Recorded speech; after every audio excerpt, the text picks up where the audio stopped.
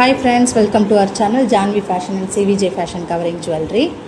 இது வரைக்கும் சேனலை சப்ஸ்கிரைப் பண்ணாதவங்க சப்ஸ்கிரைப் பண்ணிக்கோங்க, பெல் பட்டனை கிளிக் பண்ணிக்கோங்க, இன்ஸ்டா பேஜை ஃபாலோ பண்ணிக்கோங்க.